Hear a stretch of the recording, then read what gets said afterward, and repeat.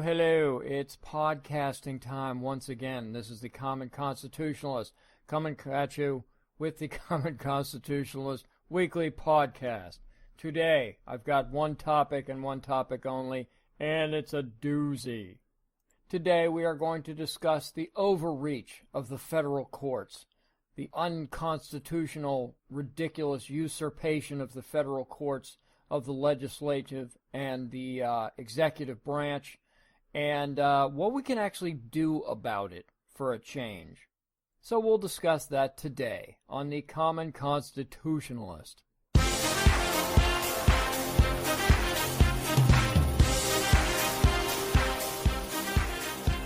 are listening to the Common Constitutionalist, broadcasting from an undisclosed location, free from the prying eyes of establishment black helicopters.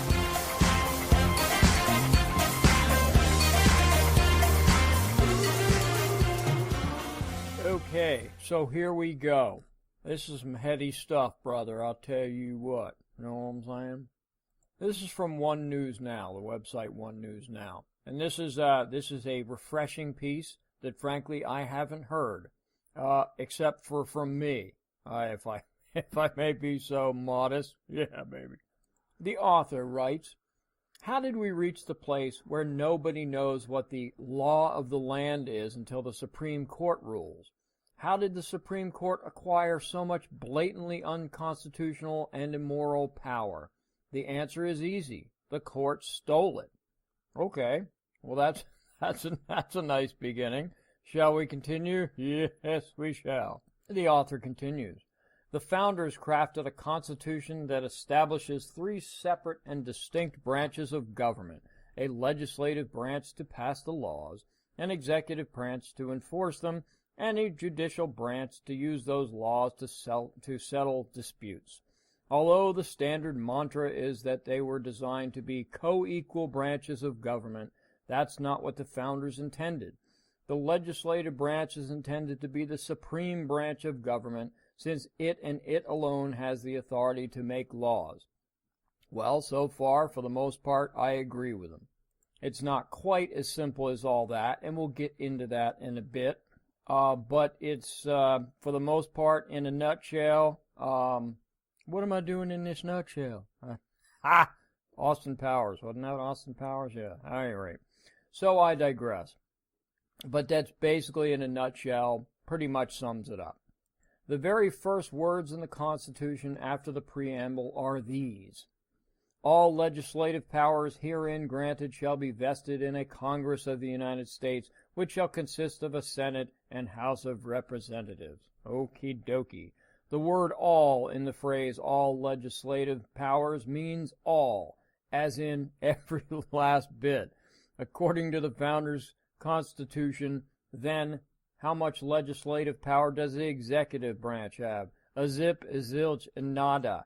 It's the job of the executive branch to implement the laws, not to make them. Okay, so far, correct. What a scholar this guy is. More to the point, how much legislative power does the judicial branch have? Ha, that's a good one, eh? According to the founders' Constitution, anyway, a zip, a zilch, and nada once again. It has been given absolutely zero authority to make law, change law, or rewrite the law. It is thus impossible, if we are governed by the founders' Constitution, for the Supreme Court or any of the federal courts ever to create the law of the land about anything whatsoever. A Supreme Court opinion, that's what the Supreme Court itself calls them, not rulings or laws, but opinion, cannot possibly, under faithful construction of the Constitution, create law. And he is absolutely 100% correct. And this comes from a constitutional scholar like me. I don't play one on the TV or the radio, but I can read, same as you, and hopefully same as you. And this, may I add, if I may be so bold, is why legislators only have to be faithful to the Constitution. Does the law pass constitutional muster, not judicial muster? Yet these days, you know how they're written to make sure that the courts are okay with them, not the Constitution, But are the courts going to be okay with this law? Okay, then we can pass it. That's the thinking of the legislative branch of Congress and the Senate these days. And might I add, most presidents. What was that one? It was something President Bush, they passed a law, and Bush hated the law but passed it anyway, figuring the courts would fix the law. I don't even remember what the instance was, but it was later on in his second term or something like that, and I can't for the life of me remember what it is, but I remember specifically him suggesting something to that effect, that yeah, he didn't like this law, but he signed on to it anyway, figuring the courts would get involved and fix it. Egad. As a matter of fact, Obama, I believe, has said that. Clinton, I believe, said that too, that the courts will fix it. You worry. Well, that, as this dude writes, is it ain't their job. He goes on to say, is abortion the law of the land? Absolutely not. Is same-sex marriage the law of the land? Absolutely not. The court has never, ever been given that kind of power by the Founders' Constitution. That is correct, because these aren't cases, okay? These are issues, and the court can only rule on cases brought before them, not issues. Period. Look it up. So how did we reach the place where nobody knows what the law of the land is until the Supreme Court rules? How did we get to the place where we all must hold our breath and cross our fingers and hope the court stumbles into the truth? And ain't that the truth? Where, I mean, it's celebrated like like March Madness or something, when the Supreme Court takes their cases at the beginning of the year or in the middle of the year, whenever the heck they take their cases, I don't know.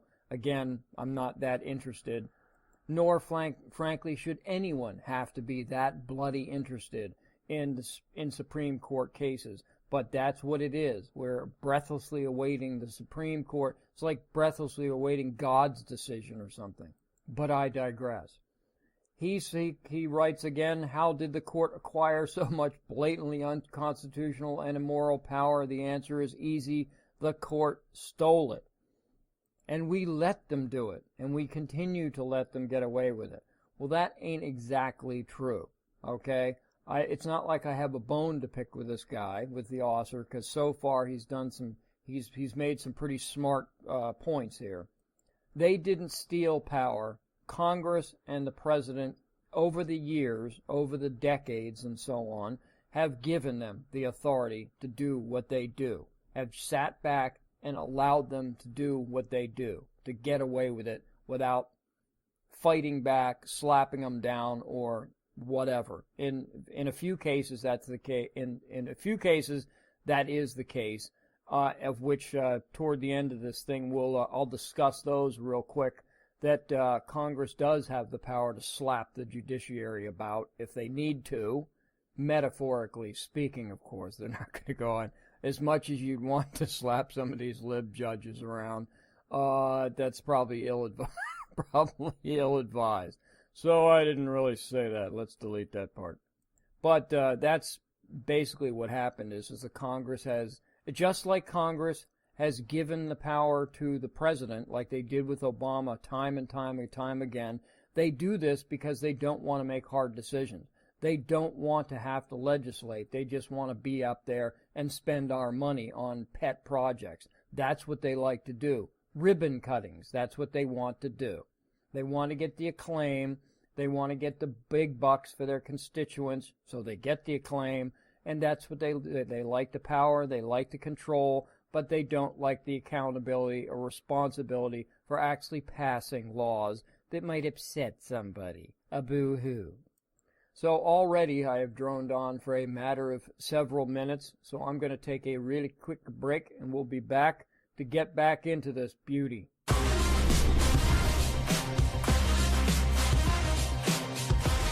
You're listening to me, the Common Constitutionalist. Yeah, baby! Yeah.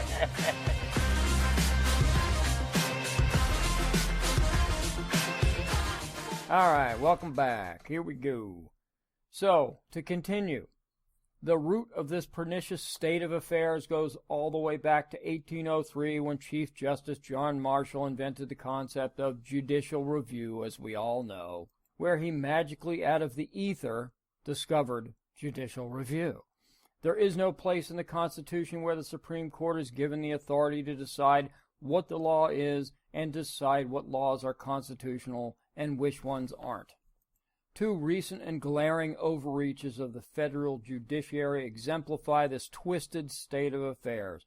One is the ruling by a low-level, bottom-rung district judge in San Francisco setting aside the president's completely lawful executive order suspending immigration from 6 jihadi-prone Muslim nations.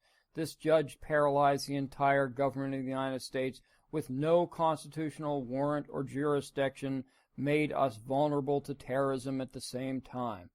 And everybody let him do it. That is correct. Everybody did let him do it. And everybody continues to let him do it because, you know what? It's the law of the land.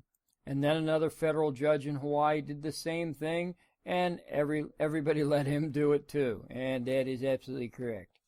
He goes on to write that then a federal judge in Northern California, William Orrick, we all know Mr. Orrick, forbade the Department of Justice to withhold grants from jurisdictions which proudly and defiantly break federal law by harboring illegal aliens, criminals, and refusing to cooperate with federal law enforcement. And again, we as the nation let this self-appointed dictator shut the wheels of government and endanger our national security.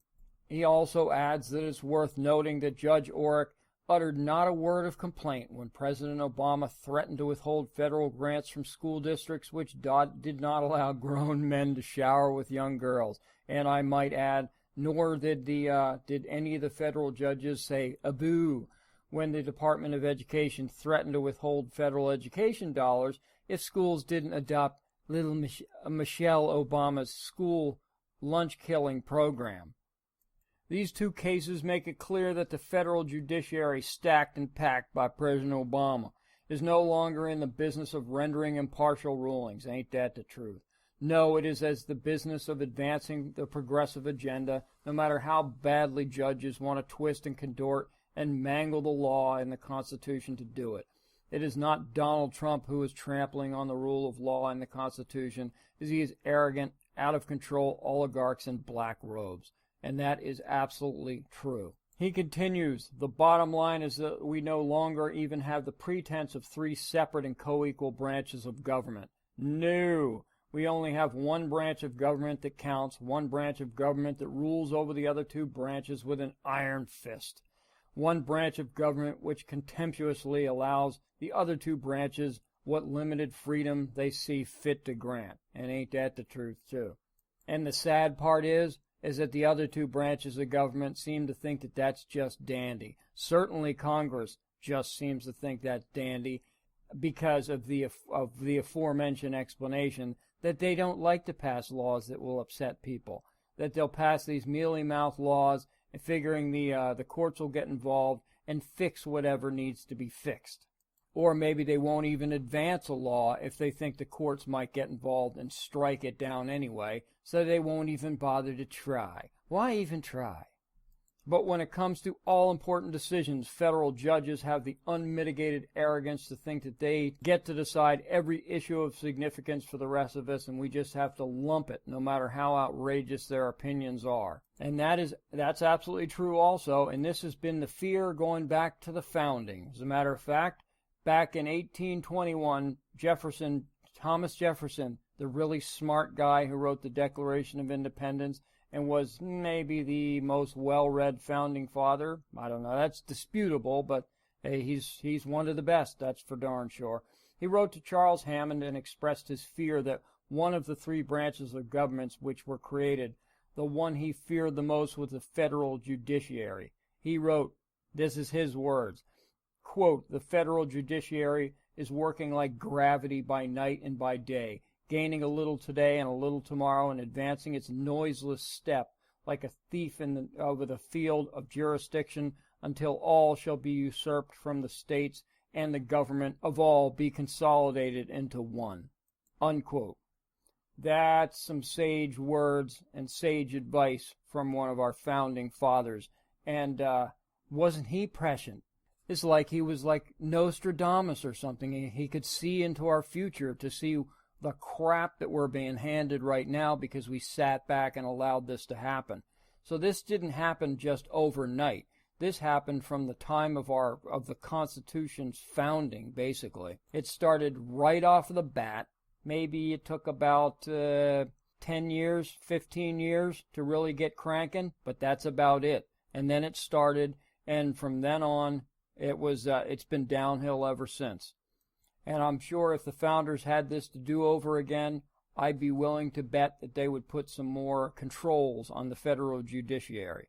But we'll get into that in a bit too. So this author at One News Now is obviously is as frustrated as you and I about this thing, and he claims that the only solution I see is for duly elected officials with constitutionally vested power to start ignoring these tyrannical judges. That's not civil disobedience, it's constitutional obedience. These judges are the ones engaging in civil disobedience by trashing the plain meaning of the law and the Constitution. If President Trump were to direct immigration officials to refuse admission to Syrian refugees, what could anybody do about it? These judges could huff and puff and bloviate, but there's not a single thing they could do to stop it. They have no police force they can summon to enforce their opinions by the design of the founders as the limit of their power. If the federal judiciary can thumb its nose at the law and the Constitution, then it's perfectly permissible, in fact necessary, for President Trump to thumb his nose at them. And if Attorney General Sessions simply refuses to issue Department of Justice grants to cities that harbor illegal alien felons, what could Judge Orrick do about it? Precisely nothing. He can huff and puff and threaten to blow Trump's White House down, but it would be nothing but sound and fury, signifying nothing. If President Trump has the courage to do it, he might just begin to get our Constitution and our country back. So let's take a quick break, and I'll get into a few more of these things before we wrap things up. I'll be right back. You're listening to The Common Constitutionalist. Let the truth be known. All right, welcome back. So I can hear it. Holy crap! You can hear the wails and the moans of grief from the lawyer class and from the judicial purists and the punditry and the folks in Washington say that they can't. How could they do this? They can't do such a thing. That this would cause a constitutional crisis, don't you know? Well, that's utter freaking nonsense. We have a constitutional crisis now. It's a crisis of the judiciary. This is the constitutional crisis we are experiencing right this minute. And I'm glad someone else finally wrote this down. Someone else is saying this besides me. I don't mean to sound, arrogant about it or anything, but I haven't heard this suggested by anyone, as if this is some taboo thing that should never be tried because it'll throw the country into chaos.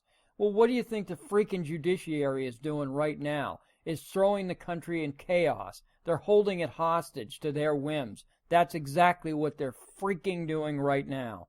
And I've heard every conservative pundit, every radio talk show for years say the same thing, even the great one, Mark Levin, who is a constitutional freaking genius. He's been saying the same thing. They've all been crying about the court system and whatnot, but I haven't heard anything other than the courts are usurping Congress's authority, the courts they've stolen the president's authority, the courts have stolen. But then I keep listening. I keep listening for what the heck do we do about this? How do we go about getting the power back? How does Congress and the president go about getting the power back? The legislative and the executive branch. How do they get their power back? And then I hear crickets from everybody. I hear freaking crickets from everybody. This dude is the only guy that's ever suggested that they just say, you know what, screw you, you have no authority to rule on this, particularly issues that are, in fact, issues and not law. The Constitution's pretty dadgum clear about that the that the Supreme Court nor any of the other courts can rule on issues. They can only rule on cases that are brought before them. That's it. Now, I understand and I agree wholeheartedly. I am on board 110%. Of course, we know that's not possible to be 110% of anything, but I'm on board 100% and 110% for Mark Levin's idea for an Article 5 Convention of States. And that's a great idea, but it's going to take years and years to get this thing cranking. But in the meantime, what do? We just sit back and allow this to happen? No, this can no longer happen. And I don't even know that a convention of states would solve judicial overreach. How would you even write it in? I don't even know. So as far as I can see, actually no. There are two ways to do this. One way is what he suggests is for the executive branch, when it is their purview, when it's his purview to do so. And I've heard Levin and other constitutional scholars say that Trump is well within his constitutional authority to do such and such. Well, if he's well within his freaking constitutional authority to do such and such, then you just tell the courts to piss off, and that's the end of it. And the other thing that you can do and has been done by the Congress is something that Chief Justice John Roberts, our favorite Obamacare judge, actually wrote when he was clerking. He was the special assistant to Chief Justice. Actually, no, I guess it wasn't Chief Justice. It was special assistant to Supreme Court Justice Owen Roberts, who wasn't his dad or his uncle or his second cousin once removed. He was no relationship at all. But he wrote a 27-page document defending the constitutional power of Congress to limit federal court jurisdiction. Ain't that just something? In this 27-page document, now Chief Justice John Roberts wrote that he concluded that Congress's constitutional authority to make exceptions to federal court jurisdiction is so clear that only a new constitutional amendment could deny it. Well, that's about as clear as a bell, ain't it? And in fact, Congress has slapped down the courts by limiting their authority a couple of times. As a matter of fact, I think Bush did it, or it was the Bush-era Congress, twice, if I'm not mistaken, limited the court's jurisdiction. Once was back in 2004, 2005, something like that. And Phyllis Schlafly in 2006 wrote that the Congress proved again that it has the power to define the court jurisdiction by giving immunity to gun manufacturers and owners from lawsuits that try to impose liability on them from criminal misuse of their weapons. This Protection of Lawful Commerce in Arms Act was promptly signed by President Bush. This act sensibly prevents gun manufacturers from having to pay the penalty for crimes from which they were blameless. While this law was based on Congress's commerce power, the effect is the same as if the legislation had cited Article 3, the Exceptions Clause, Article 3, Section 2. And dig this one. She also wrote, she uses a laugh, right? Congress also used its Article 3 power to order completion of a fence on the southern border near San Diego, which had been held up for 10 years by environmental issues. The Real ID Act of 2005, which took effect May 11, 2005, Congress legislated that the fence should go forth with expeditious construction and that no court shall have jurisdiction to hear any cause or claim to stop it. And there you go. You pass a law and you make an exception in the law that states that no court will have jurisdiction to hear any cause or claim to stop the law or to usurp the law. That's the way you do it. All right? So there's two methods to slap down the courts. Neither of these methods have been used. Neither of these methods have even been suggested. So he's at One News Now suggesting it one way. I'm suggesting that way and this way. This is the way you stop the courts in their tracks. It's the only way to stop the courts in their tracks. That's it. And then after the Convention of States convenes in who knows how many years, hopefully it will, then maybe we can put some stopgaps in the Constitution that stops the courts from usurping power. And that's about all I've got to say for today. This is the Common Constitutionalist signing off. Y'all have a great balance of the weekend, and I am out. See you.